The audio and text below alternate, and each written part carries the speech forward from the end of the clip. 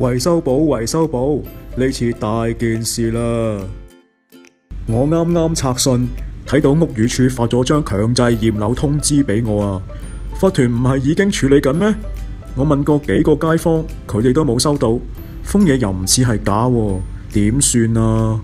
嘉樂，你冷靜啲先，我慢慢解釋俾你聽。其實強制驗樓計劃嘅涵蓋範圍並唔限於樓宇嘅公用部分，一啲屬於私人部分嘅樓宇構件，好似你個露台咁，為確保結構安全，屋宇署會向個別單位嘅業主發出法定通知，要求進行定名檢驗同埋有需要嘅定名修葺。由於你棟大廈唔係戶戶有露台，所以唔係個個業主都收到呢張通知啦。咁我咪又要揾個人嚟做檢驗？公家就話有法團處理，我自己單位咪要我自己搞咯。萬一要做埋修葺，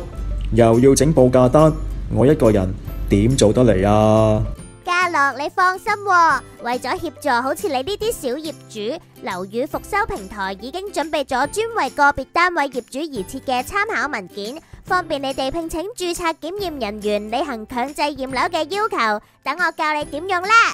首先，業主可以用供個別單位檢驗及監督修葺報價文件及合約嚟聘請註冊檢驗人員，負責進行定名檢驗同埋監督之後有需要進行嘅定名修葺。由於文件已經列明一般嘅服務範圍，業主可以填妥文件甲部、丁部及某一部嘅簡單資料，就可以將文件連同法定通知嘅副本夾喺文件嘅幾部，用嚟俾註冊檢驗人員進行定名檢驗同埋監督定名修葺嘅報價。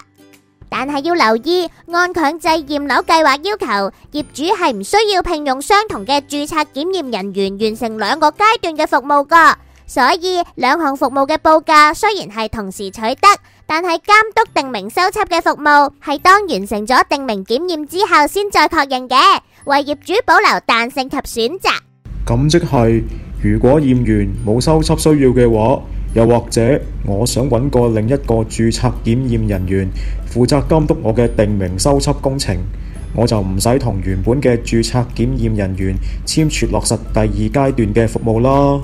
冇錯啦，但係如果有修葺需要，就應該盡快聘任註冊檢驗人員進行第二階段嘅服務啦。註冊檢驗人員就可以用呢份文件揾到啦。咁如果要做修葺嘅話，又有冇嘢可以幫到我㗎？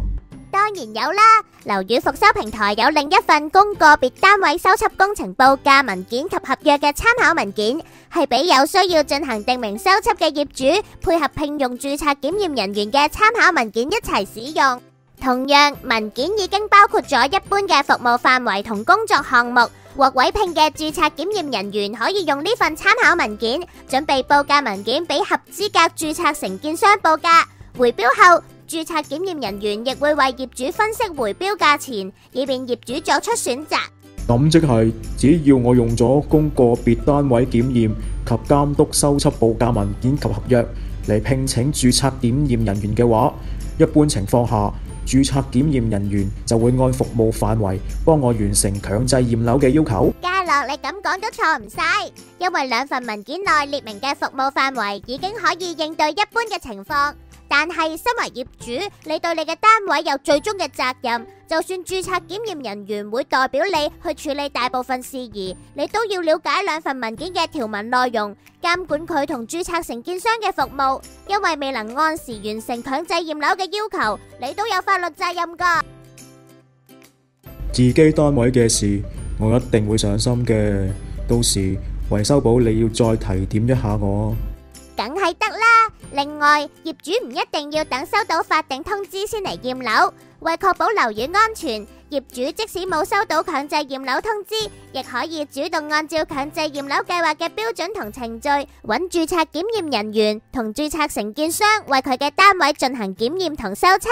而以上提及嘅兩份文件都啱用噶。如果業主按照咗強制驗樓計劃嘅標準同程序完成自願驗樓，就可以於檢驗嘅週期內免被屋宇署揀選進行強制驗樓啦。有疑問就記得上樓宇復修平台睇多啲，知多啲。